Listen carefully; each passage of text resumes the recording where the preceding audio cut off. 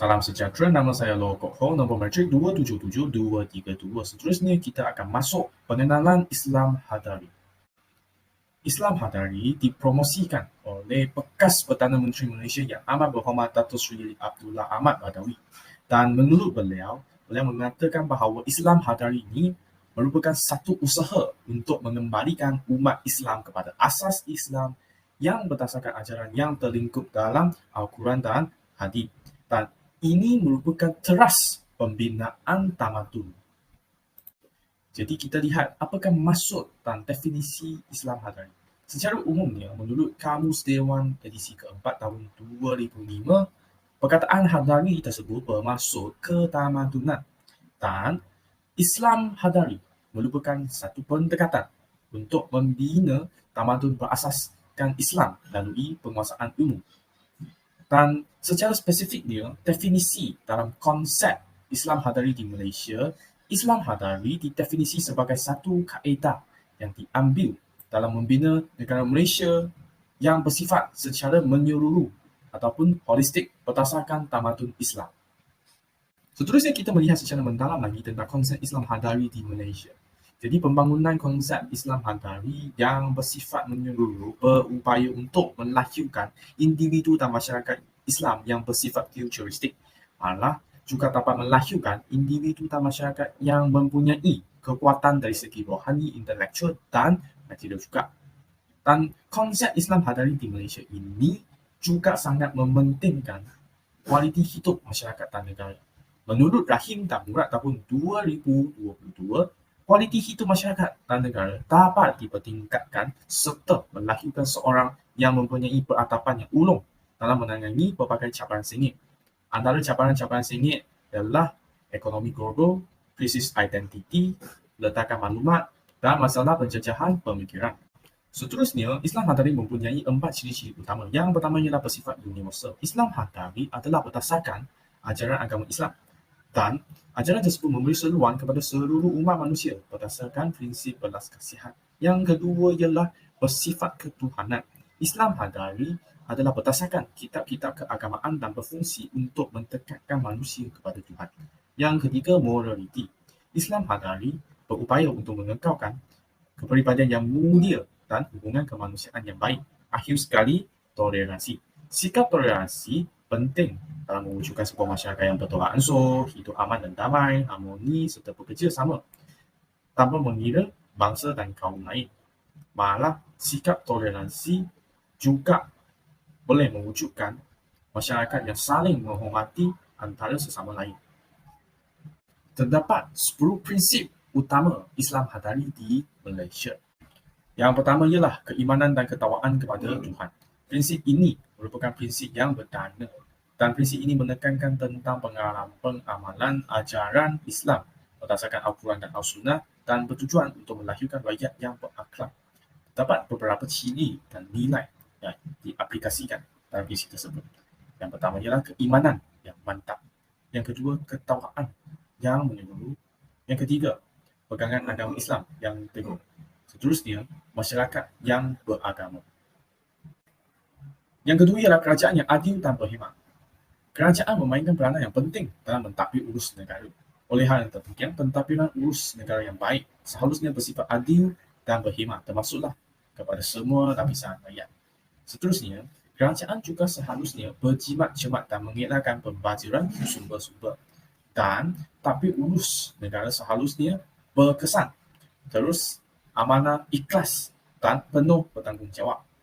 Prinsip yang ketiga ialah rakyat berjiwa merdeka. Prinsip ini dapat mewujudkan rakyat yang kreatif dan inovatif serta berupaya untuk menjana idea-idea yang dapat membawa manfaat kepada masyarakat dan diri sendiri. Malah, rakyat yang berjiwa merdeka juga dapat melahirkan masyarakat yang bersifat terbuka serta berdikari. Prinsip yang keempat ialah penguasaan ilmu pengetahuan. Ilmu sangat penting kepada semua negara kerana ilmu merupakan asas pembangunan negara di mana ilmu digunakan untuk memajukan negara dari segi pentadbiran, ekonomi dan lain-lain. Dan dalam pendekatan ini, Islam Hadari menyuruh seluruh rakyat Malaysia agar melibatkan diri dalam meneroka ilmu dalam pelbagai bidang. Seterusnya, prinsip pembangunan ekonomi yang seimbang dan komprehensif. Dalam prinsip ini, kerajaan perlulah bekerjasama dengan sektor swasta bagi mewujudkan pembangunan ekonomi yang seimbang dan komprehensif. Selain daripada bekerjasama dengan sektor swasta, kerajaan juga haruslah mengelakkan pembajaran dalam aktiviti ekonomi, mengelakkan penintasan dalam aktiviti ekonomi dan mengutamakan golongan kurang berkemampuan.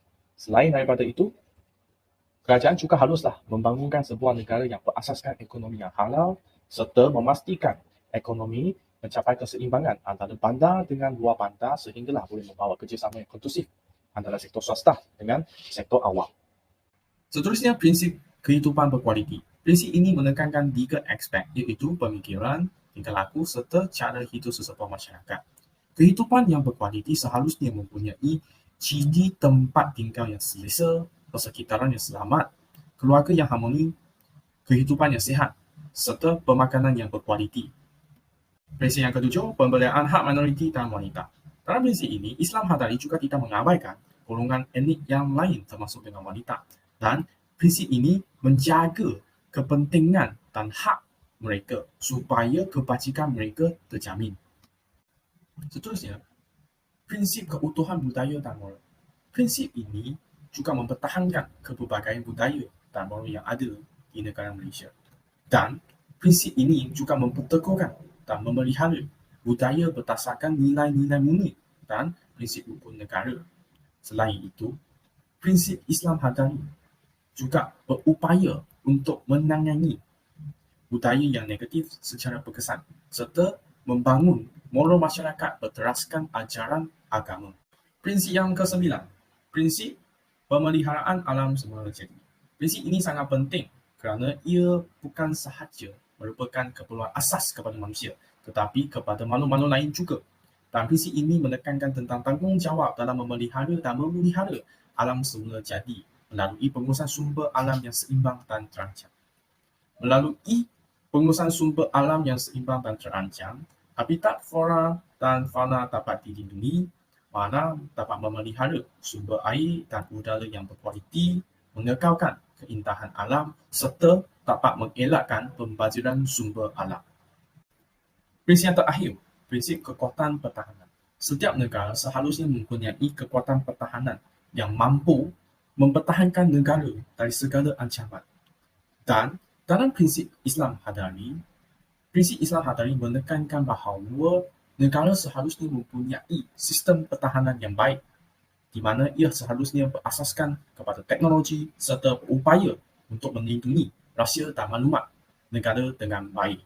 Assalamualaikum dan salam sejahtera. Saya Nurul Nabilah binti Ahmad Syarani, nombor matrik 281124, akan meneruskan pembentangan mengenai masyarakat Islam Hadari di Malaysia. Konsep masyarakat Islam Hadari.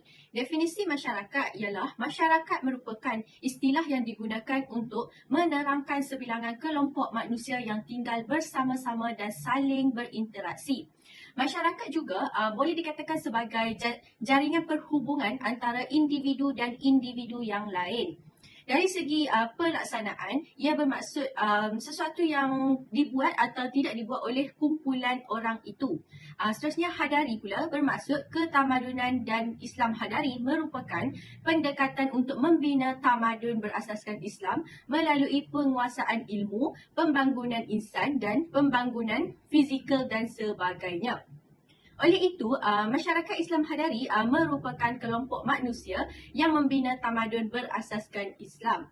Masyarakat yang inginkan kestabilan, semua anggota perlu saling membantu antara satu sama lain. Antara perkara asas bagi mencapai keadilan, masyarakat perlu menerapkan nilai murni, kerakyatan, hak dan juga etika. Sekiranya nilai murni ini tidak diikuti, sesebuah masyarakat itu dikira tidak adil serta perkara buruk akan berlaku. Selain itu, masyarakat Islam Hadari juga bermaksud beradab dan bertamadun. Tujuan masyarakat Islam Hadari ini adalah untuk memajukan umat atau masyarakat Islam sebagai teras kepada masyarakat di negara kita. Ia juga sebagai contoh kepada masyarakat dunia yang begitu sangsi akan keupayaan umat Islam untuk berperanan positif. Kelayakan masyarakat Islam Hadari terbahagi kepada 5 bahagian. Yang pertama ialah ikatan ukhuwah Islamiah dan kasih sayang. Yang kedua adalah hubungan baik dengan anggota masyarakat bukan Islam. Yang ketiga adalah bermesyuarat dalam mengatur kerja dan tindakan. Dan yang keempat adalah disiplin dalam melaksanakan kerja. Yang kelima adalah teguran dan nasihat yang berguna. Kelayakan masyarakat Islam Hadari. Yang pertama ialah ikatan ukhuwah Islamiah dan sifat kasih sayang. Islam meletakkan satu garis panduan yang jelas bagi membentuk sesebuah masyarakat Islam agar masyarakat yang akan dilahirkan adalah cemerlang dan sempurna. Rasulullah SAW pernah bersabda, maksudnya perumpamaan orang-orang yang beriman dari segi kasih sayang dan hubungan kemesraan antara mereka sepertilah satu jasad. Apabila salah satu anggota mengadu sakit, nescaya saling bersimpatilah antara mereka untuk menjaga malam dan demam. Hadis riwayat Muslim. Perumpamaan tersebut merupakan suatu motivasi kepada umat Islam agar menjalinkan hubungan kasih sayang antara satu sama lain, saling bersimpati sekiranya ada yang terlibat dengan kemalangan dan penderitaan, saling membantu dan bekerjasama dalam menanggung kesusahan dan kepayahan. Sekiranya terdapat perselisihan antara mereka, diwajibkan supaya ada yang menjadi orang tengah menyelesaikan perselisihan tersebut secara harmoni. Inilah yang ditegaskan oleh Allah dalam Al-Quran. Oleh itu, terjemahan dari surah Al-Hujurat ayat 9 menyatakan, dan jika dua puak dari orang-orang yang beriman berperang, maka damaikanlah di antara keduanya. Jika salah satunya berlaku zalim terhadap yang lain, maka lawanlah puak yang zalim itu sehingga ia kembali mematuhi perintah Allah.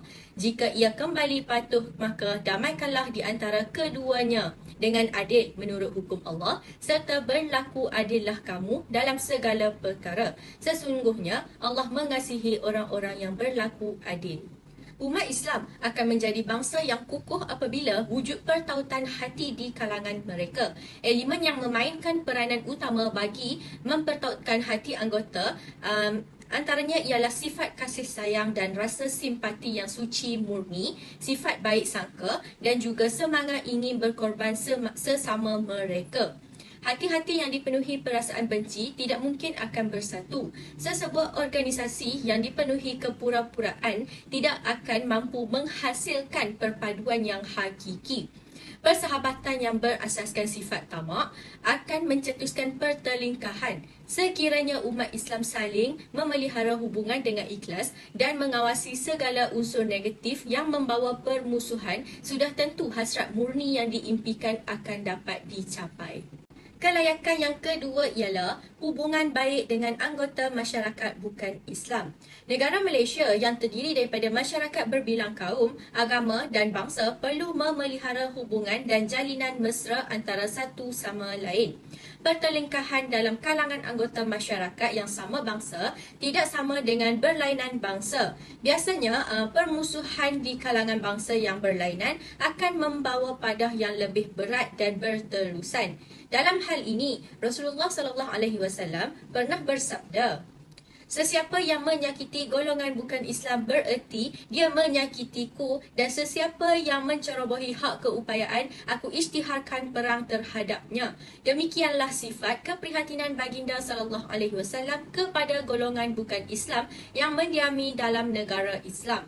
Sebab itu, umat Islam diminta bermuamalah dengan cara harmoni seperti jual beli, gotong royong, memberi ketaatan dalam perkara-perkara yang tidak bercanggah semangat perundangan Islam sekiranya menjadi pekerja di bawah mereka. Kelayakan yang ketiga ialah bermesyuarat dalam mengatur kerja dan tindakan.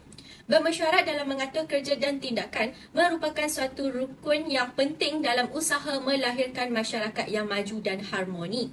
Hanya melalui mesyuarat, kata sepakat akan dapat dicapai. Dari sinilah akan wujud kesatuan dalam berfikir dan bertindak. Sesebuah organisasi yang terdiri daripada orang-orang yang tidak mendengar arahan, mementingkan diri sendiri, yang tidak dinamakan sebagai sebuah organisasi. Oleh yang demikian, Saidina Umar pernah mengugut untuk memotong kepala mereka yang enggan mematuhi keputusan mesyuarat dalam Majlis Syura Tertinggi Negara. Oleh itu, anggota Majlis Mesyuarat dikehendaki menjauhi sifat memaksa orang lain menerima pendapatnya, merasakan pandangannya terbaik. Sebaliknya, dikehendaki supaya bersyukur apabila pendapat kita tidak dipersetujui, kerana kemungkinan di sebalik cadangan yang diberikan terdapat keburukan, dan apabila cadangan kita diterima, dikehendaki menyebabkan istighfar kerana mungkin cadangan kita boleh membawa keburukan kepada organisasi. Kelayakan yang keempat ialah disiplin dalam melaksanakan kerja. Tekun dan disiplin dalam tindakan bermaksud seluruh organisasi bertindak menurut peraturan yang telah ditetapkan oleh organisasi itu sendiri. Individu yang diberikan amanah hendaklah menjalankan tugas dan tanggungjawab mereka dalam ruang lingkup kuasa yang diberi dan menurut peraturan yang telah ditetapkan. Semua ahli perlu mengetahui tanggungjawab mereka dan berusaha sehabis baik bagi menyempurnakan amanah itu tanpa lengah. Setiap pekerja mestilah bekerjasama antara satu sama lain dalam melaksanakan kerja. Di samping itu, organisasi haruslah disusun dan diatur dengan sempurna kerana kebenaran yang tidak berorganisasi akan dapat dikalahkan oleh kebatilan yang berorganisasi. Kenyataan ini selaras dengan sabda Rasulullah SAW, sesungguhnya Allah sangat suka kepada mereka yang tekun dalam bekerja. Kelayakan yang kelima ialah teguran dan nasihat yang berguna. Kelayakan masyarakat Islam Hadari yang terakhir adalah wujudnya suasana organisasi yang bersedia untuk menegur dan ditegur antara satu sama lain. Sesebuah organisasi yang hanya melingkungi golongan yang dikenali sebagai pak turut tidak berani untuk menegur disebabkan pemimpin yang tidak suka ditegur. Ini akan menyebabkan organisasi terdedah kepada banyak melakukan kesalahan walaupun mereka sedang berada dalam keadaan yang benar. Rasulullah SAW bersabda, sesungguhnya agama itu adalah nasihat. Para sahabat bertanya, untuk siapakah wahai Rasulullah nasihat itu?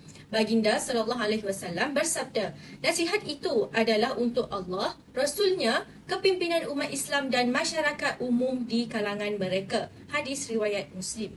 Nasihat untuk Allah dan Rasulnya membawa maksud nasihat kepada diri sendiri agar menerima nasihat daripada Allah dan Rasulnya. Dalam arti kata lain, sentiasa bersedia menjadikan Al-Quran dan Sunnah Rasulullah SAW sebagai panduan dan pegangan dalam kehidupan. Manakala nasihat kepada pemimpin adalah berusaha menasihati agar mereka sentiasa berada pada landasan yang benar dan berpandukan wahyu. Teguran membina adalah perkara yang terpaling penting untuk mengesan segala kesilapan dengan cepat. Dengan demikian, usaha mengatasinya pun dapat dilakukan dengan cepat. Bagaimanapun harus diingati bahawa teguran yang dilakukan hendaklah dengan ikhlas dan bertujuan membina serta membawa sesebuah organisasi ke arah yang lebih baik.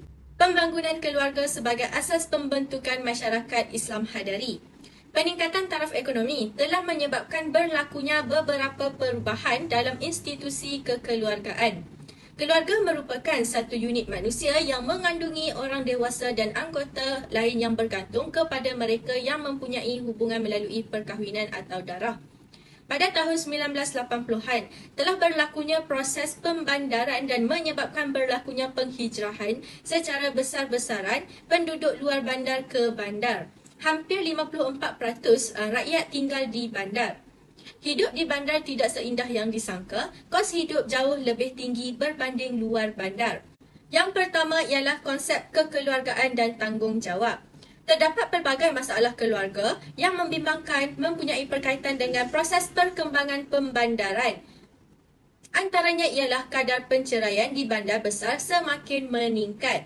Pelbagai faktor yang menyebabkan berlakunya penceraian, antaranya ialah faktor ekonomi, masalah komunikasi, campur tangan pihak keluarga dan masalah seksual. Masalah-masalah ini menyebabkan berlakunya pengabaian ibu bapa terhadap anak-anak. Ibu bapa yang lebih mementingkan diri sendiri dari memikirkan keadaan dan tumbesaran anak-anak mereka. Agama Islam dengan jelas telah menggariskan peranan dan tanggungjawab ibu bapa dalam mendidik anak-anak. Selain daripada mengisi keperluan asas seperti keperluan makanan dan tempat tinggal, Islam memberikan penumpuan khas tentang peranan ibu bapa terhadap anak-anak dari segi pendidikan. Secara terperincinya, ibu bapa perlu memberikan anak-anak pendidikan dari segi akal, akhlak, ilmu, akidah, ibadah, jasmani, rohani, pendidikan berkaitan konsep muhrim, hubungan lelaki dan perempuan dilarang dan yang dibenarkan, dan pendidikan bersosial.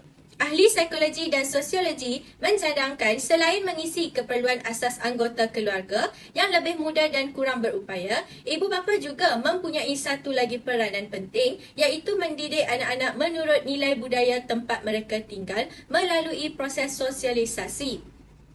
Sosialisasi merupakan satu proses pemasyarakatan yang dilaksanakan oleh ibu bapa mengenai nilai, peranan dan tingkah laku anak-anak menurut budaya tempat tinggal. Proses sosialisasi yang berkesan membentuk jati diri insan yang kukuh.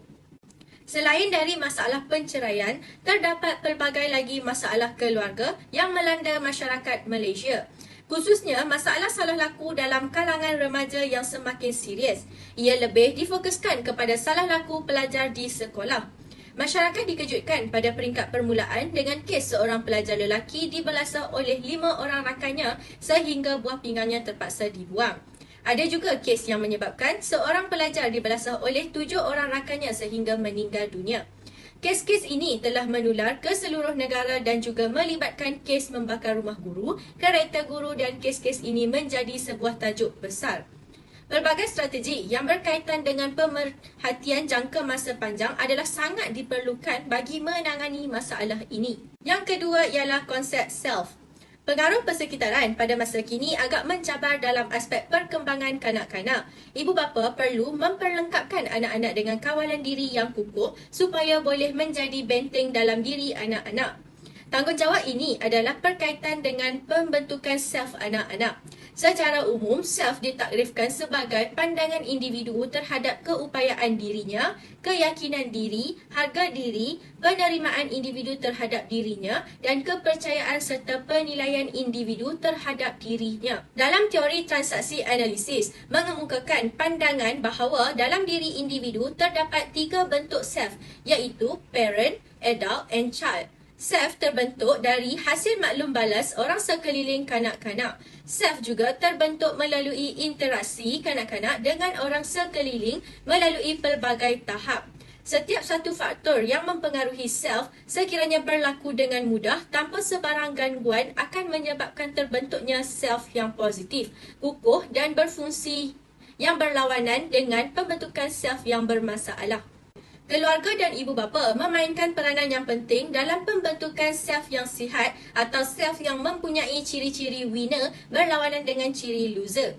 Pembentukan self berlaku dalam proses keibubapaan yang berlaku sepanjang masa. Ibu bapa seharusnya mendidik anak-anak melalui gaya keibubapaan yang betul dan berkesan.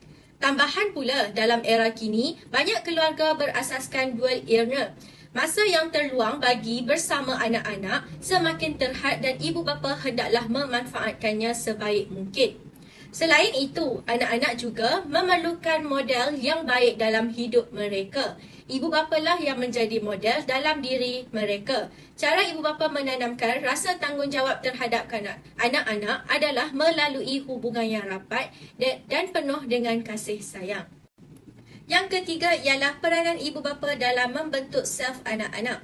Keruntuhan akhlak remaja disebabkan oleh kegagalan ibu bapa menanamkan konsep self dalam diri mereka atas faktor kesibukan mencari wang dan bekerja. Remaja yang tidak menerapkan konsep-konsep ini akan mengalami tekanan emosi kerana kurangnya perhatian daripada ibu bapa serta membesar secara bersendirian, kekurangan model untuk dicontohi dan tiada hala tuju dalam kehidupan mereka. Bamrin 1971 mencadangkan bahawa gaya keibubapaan yang berkesan ialah autoritatif. Ibu bapa biasanya bersikap tegas dalam melaksanakan peraturan dan standard tingkah laku yang ditetapkan. Ibu bapa mengawal selia tingkah laku anak-anak secara tekal dengan menggunakan kaedah mendisiplin tanpa kekerasan apabila peraturan kurang berjaya. Ibu bapa menjangkakan anak-anak bersikap matang dan boleh berfikir secara rasional.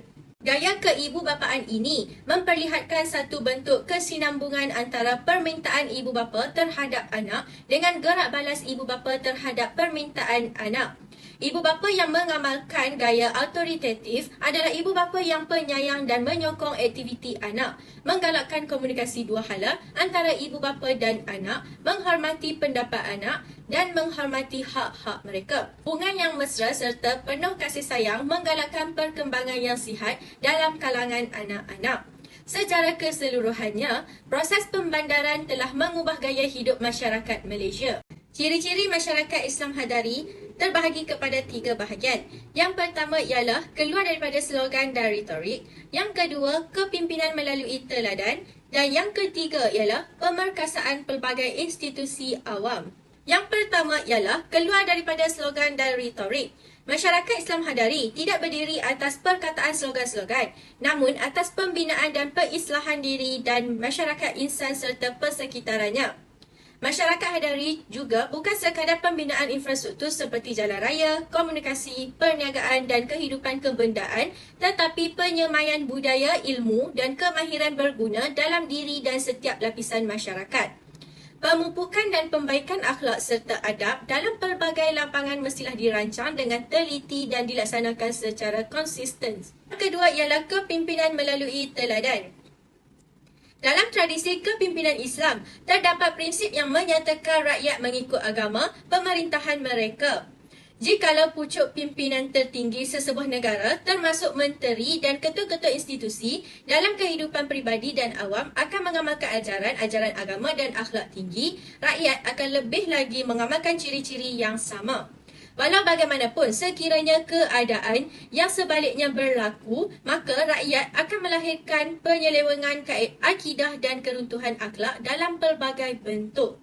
Oleh itu, menteri-menteri dan ketua-ketua harus dipilih daripada kalangan mereka yang menunjukkan kekuatan daripada sudut ini di samping sudut kepimpinan dan profesionalisme. Sekiranya terdapat menteri-menteri atau ketua-ketua institusi secara terang-terangan membelakangkan dasar-dasar agama serta akhlak, keadaan akan menghuraikan segala usaha untuk menyemai subur nilai-nilai masyarakat Islam Hadari. Dasar baik kerajaan yang lain akan dilihat secara sinis dan tidak akan dilaksanakan secara serius oleh kaki tangan kerajaan dan rakyat jelata. Islam Hadari yang diperkenalkan oleh bekas Perdana Menteri Malaysia iaitu Yang Amat Berhormat Datuk Seri Abdullah Ahmad Badawi telah mendapat perhatian ramai walaupun mereka tidak tahu makna sebenar yang ingin disampaikan oleh Islam Hadari itu sendiri. Namun terdapat segelintir masyarakat yang membantah terhadap Islam Hadari kerana mereka menganggap Islam itu sudah aslinya bersifat hadari dan mereka ragu terhadap kesungguhan kerajaan untuk melaksanakan tindakan yang selaras dengan konsep Islam Hadari. Jadi Islam Hadari ini memberikan penekanan kepada usaha dalam membangunkan peradaban masyarakat di negara Malaysia. Namun menurut Wan Muhammad Nur Wan Daud, istilah Islam Hadari adalah lebih sesuai jika ditukarkan kepada masyarakat Islam Hadari. Ini kerana beliau berpendapat yang perlu dihadirikan bukannya Islam malah masyarakat. Oleh itu saya akan menjelaskan dengan lebih terperinci perbezaan antara Islam Hadari dan masyarakat Islam Hadari. Perbezaan pertama adalah dari segi pendekatan, di mana pendekatan Islam Hadari adalah untuk membuktikan kebolehan Malaysia dalam menjadi sebuah negara Islam yang sentiasa mengamalkan prinsip kesederhanaan iaitu wasatiyah selaras dengan apa yang dituntut dalam agama Islam sama ada dengan dasar-dasar terbaru maupun yang ingin dicapai pada masa akan datang. Selain itu, pendekatan Islam Hadari ini tidak bertentangan dengan kerangka masyarakat majmuk kerana pendekatan Islam Hadari adalah lebih tertumpu kepada nilai-nilai pembangunan sejagat iaitu manusia, masyarakat dan negara Malaysia. Dan yang ketiga, kita boleh lihat pendekatan Islam Hadari ini juga lebih tertumpu bagi melahirkan individu dan masyarakat yang lebih seimbang dari segi rohani, akhlak, intelektual, berdaya saing, berdikari, inovatif serta mampu menghadapi dan mengharungi segala cabaran secara rasional dan bijaksana, yang di mana ini berasaskan kepada 10 prinsip utama yang telah digariskan dalam Islam Hadari itu sendiri. Okey, manakala bagi pendekatan masyarakat Islam Hadari pula, ia lebih tertumpu dalam pembangunan keluarga yang merupakan asas kepada pembentukan masyarakat Islam Hadari kerana dalam satu kajian dia menjelaskan terdapat 68% keluarga Malaysia merupakan keluarga asas. Jadi perkembangan demografi dan ekonomi sedikit sebanyak telah menjejaskan institusi kekeluargaan di mana proses pembandaran menyebabkan berlakunya masalah seperti perceraian, sumbang maram, cedera dan salah laku dalam kalangan remaja sehingga ada yang sampai ke tahap membunuh. Jadi, dalam pendekatan masyarakat Islam hadari ini, ia menegaskan bahawa ibu bapa mempunyai berperanan dalam memberikan pendidikan iaitu dari segi akhlak, akal, akidah, ibadah iaitu termasuk dengan konsep halal, haram, ma'ruf dan munkar. Jadikan Rasulullah SAW sebagai model ikutan memberikan pendidikan seks iaitu berkaitan konsep murim dan hubungan antara lelaki dan perempuan dan sebagainya. Perbezaan yang kedua adalah dari segi kelayakan, di mana Islam hadari ini menegaskan 4 kelayakan iaitu pertama, seseorang itu perlulah menguasai ilmu secara menyeluruh dan memahami Islam yang sebetulnya atau yang sebenar sebagai bekalan kepada mental. Ini kerana apabila seseorang mempunyai ilmu secara menyeluruh, mereka dapat mengetahui semua peraturan di mana sekurang-kurangnya dapat membezakan antara akidah dan jahil dan cara hidup Islam dan cara hidup jahiliah.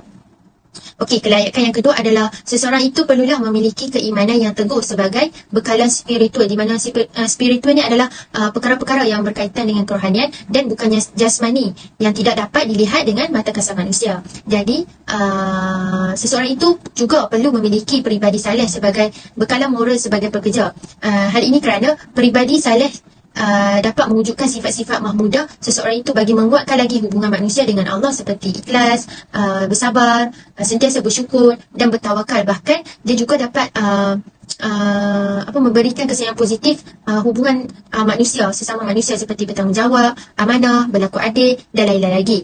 Kelayakan Islam hadari yang keempat adalah dengan meletakkan Islam sebagai matlamat hidup, bukan sebagai cita-cita sahaja. Di mana sebagai umat Islam, terutamanya yang mempunyai ilmu yang mendalam, kita tidak boleh gunakan untuk kepentingan dunia sahaja, malah harus seimbang untuk kepentingan akhirat juga.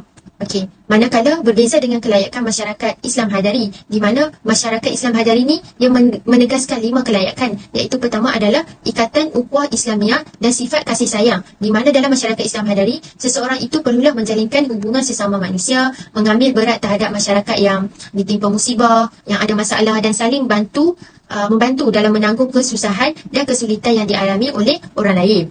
Kelayakan yang kedua adalah umat Islam perlulah mempunyai hubungan baik dengan anggota masyarakat bukan Islam, kerana masyarakat Islam hadari ini cakap pemusuhan yang berlaku antara umat Islam dan bukan Islam akan memberikan kesan yang buruk untuk negara. Yang seterusnya adalah bermesyuarat dan mengatur kerja dan tindakan merupakan perkara yang penting juga dalam mewujudkan masyarakat yang harmoni. Hal ini kerana kata sepakat dalam masyarakat amat penting, terutamanya dalam membuat keputusan yang adil dan saksama. Apabila kata sepakat dapat dicapai dalam sesebuah organisasi, maka masyarakat perpaduan akan dicapai sepenuhnya. Dan kelayakan masyarakat Islam hadari yang keempat adalah seseorang itu perlu berdisiplin dalam melaksanakan kerja dengan amanah dan bertanggungjawab supaya kejayaan dalam sesebuah organisasi itu dapat dicapai dengan baik. Dan kelayakan yang kelima adalah mewujudkan masyarakat Islam, untuk mewujudkan masyarakat Islam hadari, masyarakat ini perlulah saling tegur menegur dan bersedia untuk menerima teguran serta memberikan nasihat yang berguna. Budaya ini amatlah penting, terutamanya sebagai seorang pemimpin, kerana apabila rakyatnya hanya menjadi seorang yang pak turut tanpa berani bersuara, maka kesilapan yang dilakukan oleh pemimpin akan menjejaskan rakyat dan negaranya. Perbezaan yang terakhir adalah dari segi ciri-ciri, di mana Islam telah menggariskan 4 ciri utama, iaitu ciri pertama adalah Islam hadari ini adalah bersifat universal, kerana nilai-nilai ataupun ajaran yang diterapkan adalah secara menyeluruh yang mampu memberi manfaat kepada seluruh rakyat dan negara Malaysia. Ini lebih terbukti di mana ajaran Islam hadari adalah berdasarkan prinsip belas kasihan, terutamanya kepada rakyat yang mengalami kesusahan dan penderitaan. Okey, ciri yang kedua adalah Islam hadari ini juga bersifat ketuhanan, di mana kitab-kitab keagamaan merupakan sumber rujukan utama kepada manusia dan berfungsi mendekatkan manusia kepada Tuhan, yang bukannya hanya berfokuskan kepada duniawi iaitu dunia semata-mata, bahkan ukrawi juga iaitu akhirat. Dan ciri yang ketiga adalah Islam hadari ini bersifat moraliti, di mana merujuk kepada etika kemanusiaan dari segi akhlak ataupun kelakuan yang terpuji yang perlu ada dalam setiap diri manusia dalam memastikan setiap objektif syariah yang ditetapkan dapat dilaksanakan.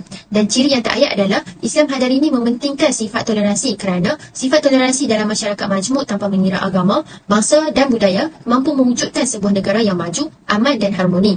Okey, kita beralih kepada masyarakat Islam Hadari pula, di mana masyarakat Islam Hadari ini menggariskan 3 ciri utama, iaitu ciri yang pertama adalah keluar daripada slogan dari Tauhid, di mana masyarakat Islam Hadari ini tidak hanya berlandaskan kepada slogan dan propaganda yang digunakan oleh ahli politik, namun berlandaskan kepada pembinaan dan pengislahan diri serta pembangunan insan dan masyarakat di sekelilingnya. Ciri yang seterusnya adalah masyarakat Islam Hadari adalah kepimpinan melalui teladan. Ini bermaksud rakyat mengikut agama dan melakukan sesuatu perbuatan mengikut pemimpin di negara mereka. Kerana apa yang ditunjukkan oleh pemimpin, maka ia akan diamalkan dan diikut oleh setiap lapisan masyarakat. Jadi, setiap pemimpin haruslah menunjukkan akhlak yang terpuji dan mengamalkan ajaran agama dengan sebetulnya. Kerana apabila pemimpin menunjukkan contoh yang baik, maka rakyat juga akan berkelakuan yang baik. Dan ciri yang terakhir adalah masyarakat Islam Hadari adalah pemerkasaan pelbagai institusi awam, kerana ilmu dan nilai-nilai akhlak yang bersyariatkan Islam mampu mewarnai institusi awam seperti badan-badan kerajaan, sekolah, masjid dan sebagainya. Ini disebabkan dengan pemerkasaan institusi awam yang telus dan bertanggungjawab kepada nilai-nilai tertinggi keagamaan dan kemanusiaan, mampu memberikan cerminan kepada masyarakat yang adil dan sejahtera. Assalamualaikum dan salam sejahtera. Saya Nur Syahira binti Abdul Masjid, nombor metrik 281396 akan membentangkan berkaitan apa itu Hadarah Islamiah. Baiklah, sebelum mengetahui lebih mendalam, kita perlu tahu siapakah tokoh Hadarah Islamiah ini. Nama diberi Tuan Guru Haji Abdul Hadi Awang, di mana beliau merupakan anak cati Kampung Rusilah Marang, Terengganu. Beliau dilahirkan pada 20 Oktober 1947 bersamaan bulan Zulhijjah 1366. Beliau mendapat pendidikan awam melalui ayahanda beliau pada tahun 1955. Kemudian, beliau meneruskan pengajian di Sekolah Rendah Rusila pada tahun 1961. Setelah itu, beliau menyambung pengajian di Sekolah Arab Marang selama 5 tahun. Bukan itu sahaja, beliau juga berpeluang menyambung pengajian di Sekolah Menengah Agama Sultan Zainal Abidin atau lebih dikenali KUZA, yang terletak di Kuala Terengganu, di mana dari tahun 1965 sehingga 1968. Malah, Tuan Guru Haji Abdul Hadi Awang ini juga meneruskan pendidikan di Universiti Islam Madinah di peringkat ijazah pertama dengan tajaan beasiswa oleh Kerajaan Arab Saudi. Seterusnya, beliau meneruskan lagi pengajian ke peringkat sarjana dalam bidang siasah syariah di Universiti Azhar Mesir dari tahun 1974 sehingga 1976. Jadi, itu merupakan serba sedikit berkaitan tokoh atau penulis buku Hadarah Islamiah, bukan Islamiah Hadari ini, di mana buku ini diterbitkan pada tahun 2005. Apa itu Hadarah Islamiah? Menurut Ibnu Khaldun menjelaskan bahawa hadarah merupakan tabiat manusia atau lebih dikenali sebagai tamadun. Hal ini disebabkan oleh makhluk Allah hidup di muka bumi ini memerlukan kehidupan yang saling tolong-menolong serta saling bergantung antara satu sama lain. Tujuannya adalah untuk memudahkan dan memajukan setiap perkara atau bidang yang ada serta semua kegiatan berkumpul sesama mereka. Bahkan ada juga menjadi ahli hadar yang menetap di bandar-bandar bagi membentuk hadarah ataupun tamadun. Secara amnya, ia berlaku dalam kehidupan manusia yang nalurinya bersifat madani. Tetapi menurut Islam pula, hadarah atau tamadun ini merupakan satu aspek yang berkembang daripada kehidupan manusia yang memerlukan panduan dari Islam, di mana ianya berlaku sama ada dalam perkara yang tidak boleh dicapai oleh akal manusia maupun dilahirkan oleh kemampuan akal dan juga pengalaman. Bukan itu sahaja, ia boleh terbentuk dari kajian mereka sendiri dengan izin oleh agama masing-masing. Contohnya di negara Islam iaitu Madinah yang bermatlamat bagi melaksanakan Islam yang sempurna secara menyeluruh, termasuklah dalam menegakkan hadarah Islamiah. Oleh itu, Islam ini berfungsi sebagai pemandu atau petunjuk dalam menguasai dan membentuk hadarah, bukan seperti Islam Hadari yang mengubah suai Islam mengikut kemahuannya sendiri atau nafsu manusia semata-mata dengan sewenang-wenangnya. Baiklah, kita teruskan lagi dengan mengapa hadarah Islamiah bukan Islam Hadari. Hal ini kerana berdasarkan para ilmuwan Islam, mereka menggunakan hadarah Islamiah ini berdasarkan bahasa Arab yang ternyata di dalam Al-Quran bagi memahami hakikatnya hadarah Islamiah ini bukan Islam Hadari, kerana sesuatu perkataan itu boleh dinisbahkan dengan apa sahaja tanpa mengira baik ataupun buruk. Bukan itu sahaja, apabila hadarah Islamiah ini disebut sebagai Islam Hadari tanpa menitik beratkan hakikatnya terhadap ajaran Islam, maka ia boleh terjerus kepada perkara yang amat buruk, iaitu negatif, termasuklah memberikan risiko yang tinggi dalam kesesatan ajaran. Sebagai contoh, UMNO sangat jelas berpegang longgar dengan ajaran Islam. Malah, asas prinsip perjuangannya juga bergantung dengan tafsiran Barat terhadap agama. Ini telah menyebabkan Islam dianggap tidak mulia, agung dan besar disebabkan telah diubah suai Secara lebih jelasnya adalah Islam hadari merupakan satu perkara yang boleh dimasukkan ke arah perbuatan bid'ah sehingga mampu menyesatkan manusia ataupun tamadun Islam di muka bumi ini. Bahkan, ia juga boleh dikira wujudnya Islam dalam bentuk baharu kerana hanya menggunakan perkataan Islam. Bukan itu sahaja, ia beramal juga boleh mengamalkan sebahagian ajaran Islam dan mengingkari sebahagian yang lain. Justru itu, Islam hadari telah mencemari perkara-perkara yang menyanggah ajaran Islam. Sebagai contoh, pengendalian urusan politik dan pentadbiran seperti rasuah, menyalahguna kuasa, menentang hukum Allah serta secara berterangan dan sebagainya. Malahan, dalam urusan ekonomi juga mereka meneruskan dengan muamalah riba, amalan monopoli dan mengeluarkan lesen kepada kegiatan maksiat. Dalam aspek hiburan pula, mereka boleh melakukan apa sahaja dengan merentasi batas-batas agama. Maka itu telah melanggar ajaran Islam. Oleh itu, dalam buku yang dihasilkan oleh Abdul Hadi Awang 2005 telah menyatakan bahawa Islam itu lebih mulia, agung, besar dan menyeluruh serta luas skopnya daripada kalimah hadarah. Maka ianya tidak sesuai dinisbahkan Islam kepada hadarah. Beliau juga menyatakan bahawa hadarah ini terpilih hanya satu aspek daripada ajaran Islam, di mana antaranya pengetahuan umum yang pelbagai cabang telah dinisbahkan kepada Islam. Contohnya, umat Islam menyebut akidah Islamiah bukan Islam akidi. Sama seperti hadarah Islamiah, bukan Islam hadari, seperti yang dimasyurkan oleh UMNO. Hal ini kerana keunggulan dan kemurnian yang ada pada Islam ini tidak memerlukan tumpangan dari aspek yang lain atau nisbahkan kepada Islam. Maka jelaslah bahawa Islam hadari ini bukan hadarah Islamiah kerana ia bercanggah dengan kenyataan Al-Quran bahawa Islam itu agama fitrah yang asal dan tidak termasuk agama lain yang dicipta oleh manusia bagi penyelewengan kelak. Baiklah, kita teruskan lagi dengan prinsip hadarah Islamiah. Apakah prinsip hadarah Islamiah yang ternyata dalam buku Hadarah Islamiah bukan Islam hadari ini? Iaitu terdapat 8 prinsip di mana antaranya adalah ibadah, khilafah, amanah adalah iaitu keadilan, huriyah iaitu kebebasan, sumuniyah iaitu lengkap, ilmu dan hikmah iaitu kebijaksanaan serta yang terakhir adalah widah ataupun lebih mudah difahami iaitu kesatuan atau perpaduan, di mana prinsip ini dinyatakan oleh pengarang atau penulis buku itu sendiri bahawa menurut beliau 8 prinsip ini yang telah menjayakan hadarah Islamiah daripada ditukar kepada Islam hadari. Bukan itu sahaja, menurut Tuan Guru Haji Abdul Hadi Awang ini juga ada menjelaskan perbezaan berdasarkan 8 prinsip ini antara Islam hadari. Oleh itu, kita sebagai umat Islam bolehlah melihat secara lebih mendalam terhadap 8 prinsip yang telah diterangkan dalam buku tersebut. Baiklah, tanpa melengahkan masa, saya akan meneruskan pembentangan dengan poin yang seterusnya iaitu perbezaan dari segi prinsip hadarah Islamiah menurut buku yang ditulis oleh Abdul Hadi Awang. Prinsip hadarah Islamiah yang pertama ialah ibadah. Menurut buku Hadarah Islamiah bukan Islam hadari, pengertian ibadah dapat didefinisikan melalui 2 aspek iaitu yang pertama, beribadah untuk melakukan penyembahan terhadap Allah dalam bentuk amalan secara langsung seperti sembahyang, puasa, haji dan lain-lain. Manakala definisi ibadah yang kedua ialah beribadah untuk memperhambakan diri kepada Allah dalam seluruh urusan hidup seperti yang dilakukan oleh setiap makhluk seperti malaikat, alam haiwan, tumbuhan dan lain-lain.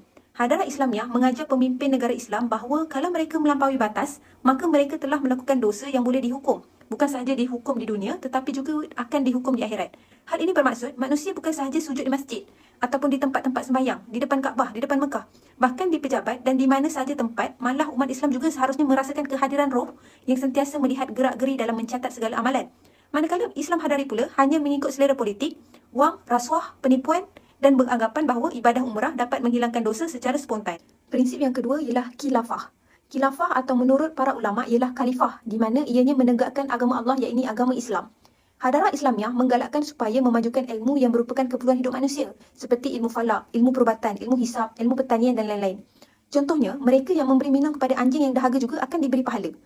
Namun, menurut Abdul Hadi Awang, percubaan UMNO untuk memperkenalkan Islam hadari sebenarnya tidak berpijak di atas dasar khilafah. Hal ini kerana di bawah Islam hadari, agama Islam tidak diberi tempat untuk mentadbir urus duniawi. Sebaliknya, Islam berada di bawah kuasa takbir kemahuan manusia sahaja. Islam hadari hanya memberi peranan kepada Islam untuk upacara rasmi seperti doa selamat dan perkara-perkara tertentu. Justru amalan politik memperalatkan agama sehingga ada perkara yang besar pada pandangan agama tidak dipedulikan. Prinsip yang ketiga ialah amanah. Mengikut perspektif hadarah Islamiah, semua urusan di dunia bukan hanya dikawal oleh undang-undang dan peraturan, tetapi dalam masa yang sama ianya dikawal oleh hati dan perasaan amanah dan tanggungjawab kepada Allah. Manakala dasar amanah dalam konsep Islam hadari telah dimusnahkan oleh perebutan jawatan atau perebutan kuasa. Dasar kepimpinan sudah bertukar kepada dasar meraih kepentingan dunia, bukanlah amanah. Tambahan pula, amalan kronismi dan nepotisme yang begitu teruk terus menjadi wabak berbahaya dalam kepimpinan kerajaan kini. Prinsip yang keempat pula ialah keadilan.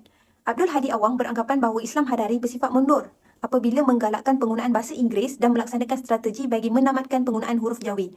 Dalam perspektif Islam, banyak ilmu-ilmu yang telah diterjemahkan ke dalam bahasa Arab oleh para ilmuwan dan akhirnya telah berjaya melahirkan hadarah Islamiah yang berbeza dengan tamadun yang lain. Pada pandangan Abdul Hadi Awang juga, Islam Hadari dilihat penuh dengan ciri-ciri kezaliman di mana undang-undang yang digubal melalui akta-akta sebenarnya tidak bersifat hadarah. Undang-undang Islam digubal lebih bermanfaatkan kepada menjaga kedudukan dan kepentingan kerajaan dan pemimpin-pemimpinnya sahaja. Prinsip hadarah Islamiah yang kelima ialah huriyah, iaitu kebebasan. Hadarah Islamiah tidak hanya terkurung dengan dimonopoli oleh satu puak ataupun satu bangsa. Ianya juga tidak menyekat perkembangan ilmu dan kemajuan. Contohnya, dunia barat tidak dihalang oleh Islam untuk mempelajari ilmu daripada umat Islam walaupun mereka tidak menganutinya. Ajaran teokrasi memberi kuasa penuh kepada ahli agama dalam urusan politik. Dan dalam aspek ekonomi pula telah lahir satu fahaman kapitalis yang berfungsi untuk memonopoli ekonomi negara oleh kalangan tertentu. Prinsip keenam ialah sumuliah, iaitu lengkap. Ajaran Islam ciptaan Allah telah diwujudkan peraturan dan undang-undang yang merangkumi segala aspek yang melibatkan hubungan manusia dengan Allah. Ajaran Islam juga mencakupi hubungan manusia sesama manusia, termasuklah hubungan manusia dengan dirinya sendiri, hubungan manusia dengan keluarga yang terdekat, jiran tetangga dan di kalangan umat Islam dan manusia seluruhnya. Juga hubungan manusia dengan makhluk-makhluk gaib. Ajaran Islam ciptaan Allah telah mewujudkan peraturan dan undang-undang yang merangkumi segala aspek.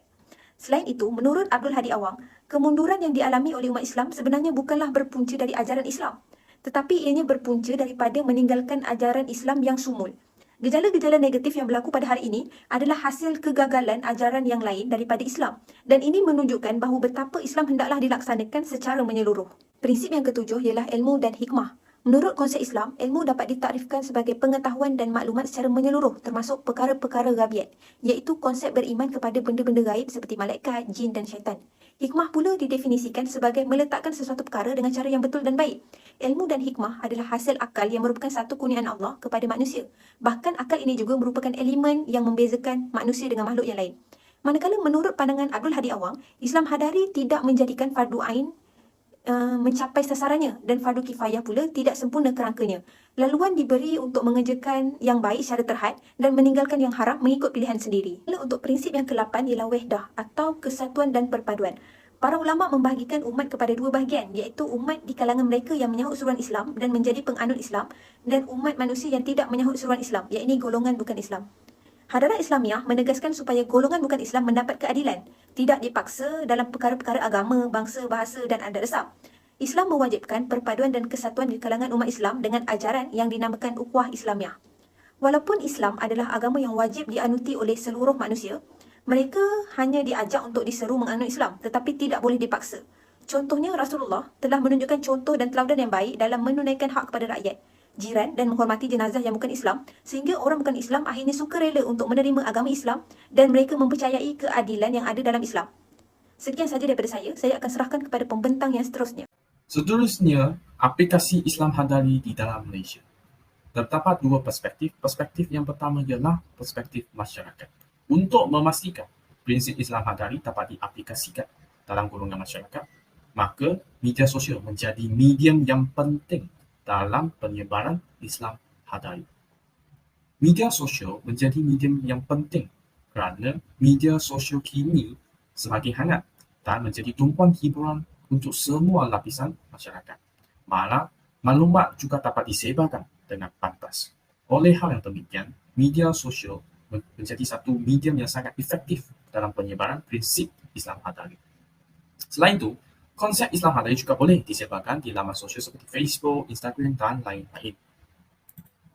Seterusnya, dari segi perspektif ekonomi, tumpuan utama Malaysia dalam mengamalkan prinsip Islam Hadari adalah dengan menguruskan dan memastikan sumber dapat digunakan dengan baik dan tiada pembaziran.